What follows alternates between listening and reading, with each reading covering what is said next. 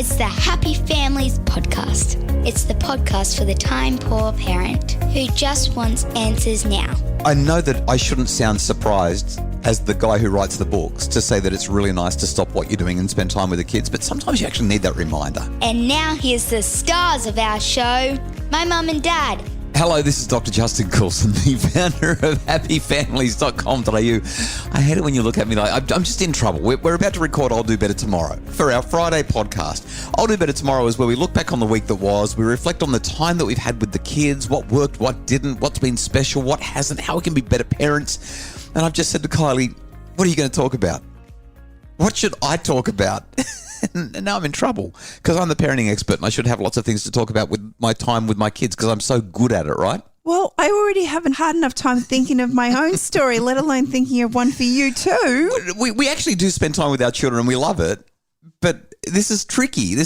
I had a parenting insight the other day that I want to share though before I dive into I'll Do Better Tomorrow. I was playing the piano and I realized playing the piano is like parenting. Do you want to know how? Are you going to tell me? Well, if you ask. Would you like to tell me how parenting is like the piano? Well, honey, I'm so glad that you asked. Thank you so very much. When you are playing the piano, you play with your right hand, you play with your left hand. And when you're practicing and learning a piece, you learn one hand at a time. And it sounds terrible. Well, sometimes the melody or the bass or whatever is beautiful as well in and of itself. Not when you're learning to play. Okay, all right. Well, that's true. Learning is hard and learning means making lots of mistakes. But once you get that right hand and you start to try to bring the left hand in, it's really tricky. It's easy to play the left hand, easy to play the right hand, but it's hard to play them both together. So it's easy to tell someone else to parent. But when you actually have to do it yourself, it's like putting the two hands together. I feel like you're sort of throwing some barbs my way. That's a really nice analogy, but no, that's not what I was going to say. Okay.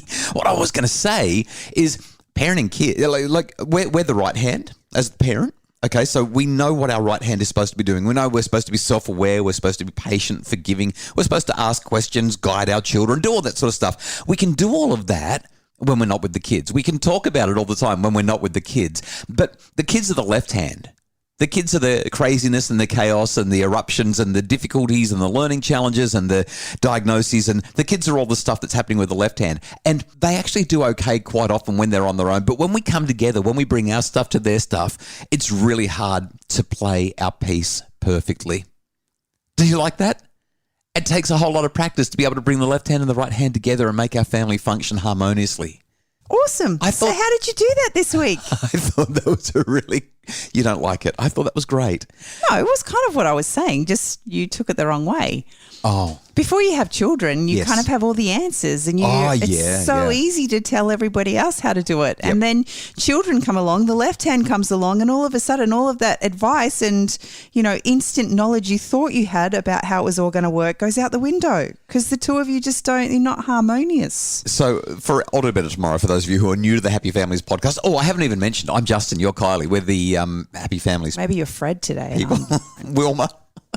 I'm the founder of happyfamilies.com.au. We've got 6 kids. I've written, my 7th book is coming out. It's on its way to me. I'm going to have it in my hot little hand in, I think, 2 weeks' time. I was going to say I'll be able to hold up the screen for all of our podcast listeners, but that's not going to help.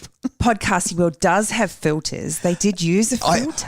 I loved how JR did that earlier in the week when we were talking about But we don't have a camera. Okay, let's focus on parenting. The purpose of our Friday podcast is I'll Do Better Tomorrow. What did we do well? What didn't we do well? How can we become better parents? Should I go first since I've clearly got a whole lot less to say than you this week? Go for it. I work a lot and it's really hard to find time, but I feel like I've nailed a couple of things. The first thing is really simple. The other day, I decided to work from home rather than here in the office, and I'm sitting on the couch. Emily, our 8-year-old, has come home from school. It's like 3:35 or something like that. I normally knock off, if I can, at 4 o'clock, but we'd had a lot of interruptions that day. I'd had a couple of meetings. I'm sitting on the couch, I'm typing away, I'm trying to finish this really awesome article that I've been working on for a few days, and I'm so excited to almost be finished, and Emily starts talking to me. We've got a little set of bongo drums. She wants me to teach her how to play the bongo drums. She wants to tell me about Pokemon. She wants to look at my phone. She wants to watch a documentary. She wants a hot chocolate. She wants to go scooter riding with me even though it's raining. She wants to show me the great big bruise on her knee from where she fell off the scooter the other day. And after Sounds like every 8-year-old you've ever met. I know, after about 45 minutes of trying to, it took me 45 minutes to figure this out, but after 45 minutes of really trying so hard to get this article written, because I was so close to being finished, and after gently encouraging her to go and play with the neighbours or go and do something in a room or go and whatever, it occurred to me that, hey, parenting expert, it's not working. Your child needs some attention. So I closed up the computer. I spent some time with her, and it was just so nice. Like, it was really, really awesome. I loved it. And so as a result of stopping what I'm doing and spending time with our children, on Wednesday afternoon, one of the kids gave me a call on the way home from school and said, hey, Dad, want to go surfing? And I said, you bet. So I packed up on time and we went surfing. And it was great. I mean, the water was cold. The air was cold. It's the middle of winter. It's silly to be in the water, really. But she's loving surfing. She's motivated and eager to do it. And she wants to spend time with her dad. So we did. And it was awesome. Oh, and I've got one more. Do tell.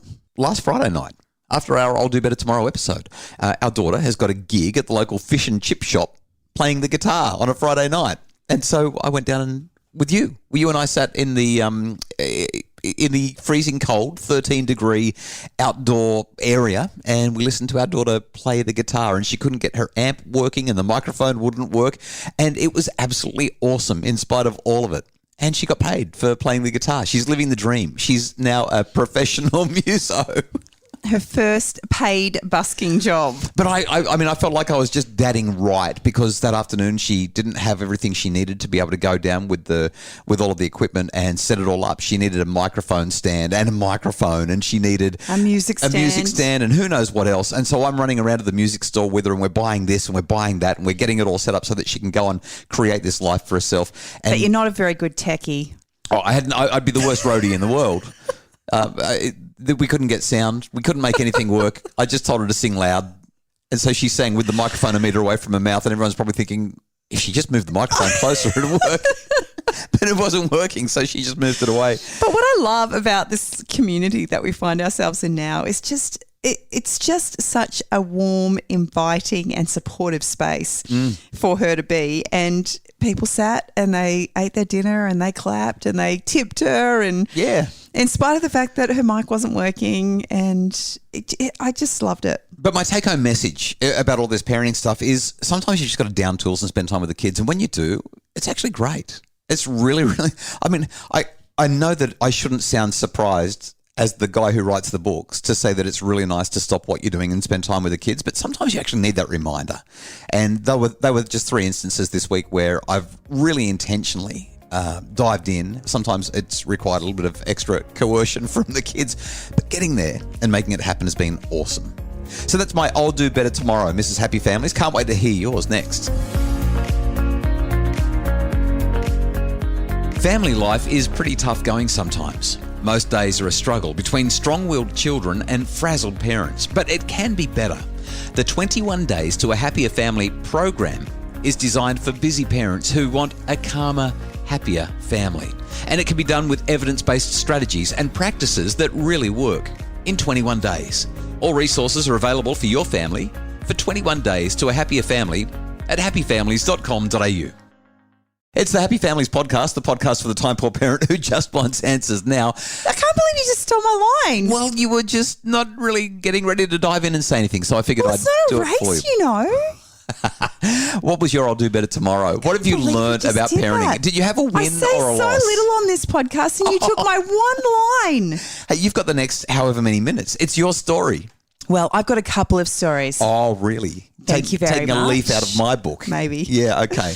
Well, I thought I might just share this one because we've done a couple of podcasts lately on school refusal, and it has been a really big challenge in our home. Yeah, we've got a couple of kids, one in particular who's hardcore. And day one of term 3, which was this week on Monday, was just a disaster.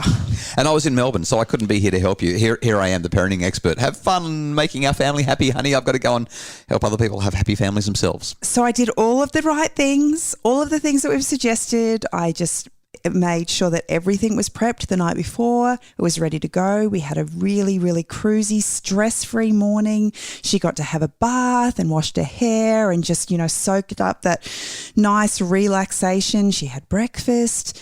But when it came time to go to school, we just did not want to go to school. She wouldn't get dressed. It's freezing right now. It's like 10 degrees in the morning and she's walking around with wet hair and a towel wrapped around her and won't let me dress her. So in the end, I literally had to pick her up, and while I did it very gently, she kicked and screamed and did everything she could to make it absolutely impossible to get her clothes on.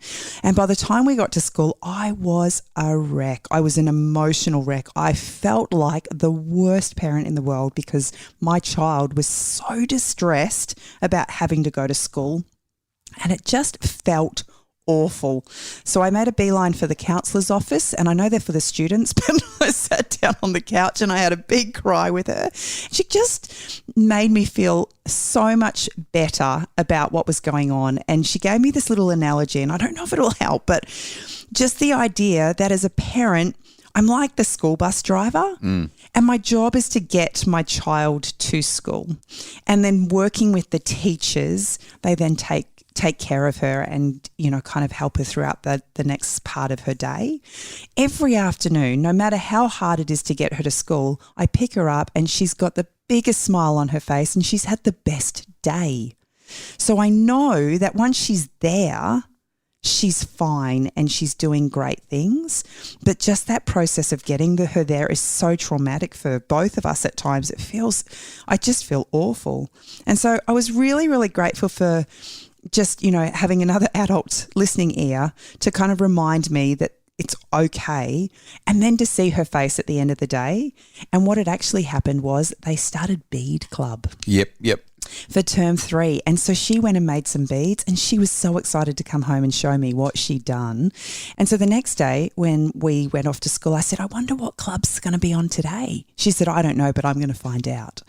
And just these little moments where you get to kind of give them an opportunity to look forward to something makes a big difference. We've still had a bit of a choppy week. It hasn't been perfect, but just that reminder that if we work together as a team, school and home, then the process hopefully over time is going to get a bit easier. So the critical thing here though is while we're encouraging our children to push through it because avoidance does reinforce anxiety, if the anxiety was long-lasting, if it continued throughout the day, if we had tears all through the day and there were tears when she came home, then we would really have to reevaluate our position on this. But right now, once she's there, it's fine. It's just getting her there. It's kind of like the 3-year-old at preschool or kindy or whatever it is. It's the same kind of thing. If you can get them there and they're happy, they're settled, they're well-adjusted, they're doing all the stuff that's supposed to happen, and it's not like it's breaking them. It's not like we're crushing their soul to do it, then it is actually worth pushing through. If, on the other hand, there's ongoing distress, the child's feeling traumatized and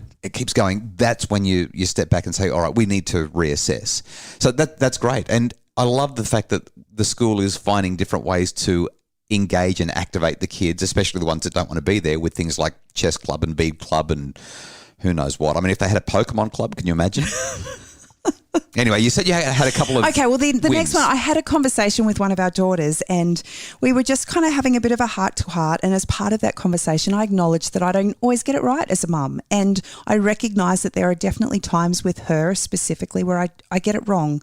And I asked her if there was anything that, if I could do one thing differently, what would it be?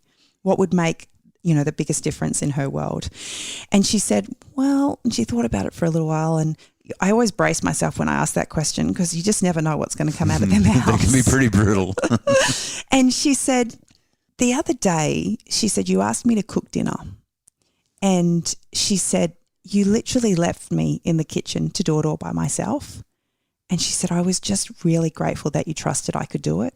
She said, and then she kind of looked at me and she said, the last time we did it, she said, you were in the kitchen and I know you were trying to be helpful, but you got cranky at me every time I didn't do it the way you did it. And she said, so I just was really grateful that you let me have a go. And I didn't do it like you would have done it, but it was okay. And what was so beautiful about that was I had actually acknowledged to her during the conversation how proud I was of what she had done, that she'd taken it on and that she hadn't complained about it. And she did such a great job all by herself. So what she was really saying is just leave me alone. If I'm going to go into the kitchen, just stay out of my way.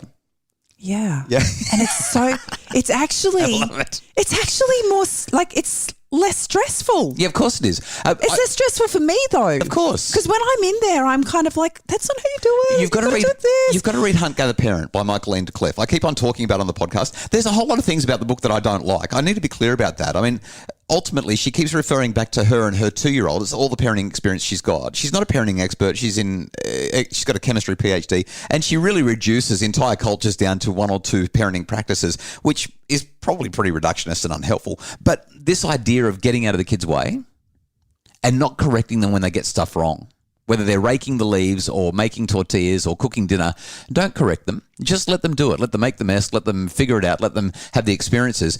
They feel better. They feel more competent, and they enjoy it more. Well, let's just say I didn't read the book, but I still got a win. So I'm doing all right. You are. So the take-home message from me was spend time with the kids. Stop what you're doing and actually spend time. The take-home messages, plural, from you are? Sometimes it's worth pushing through the hard. Yes. And secondly, getting out of our children's way and allowing them the autonomy to actually make mistakes and work through the challenge on their own. All right. Next week, 1 story each. We've got to get back to the rules, Mrs. Coulson.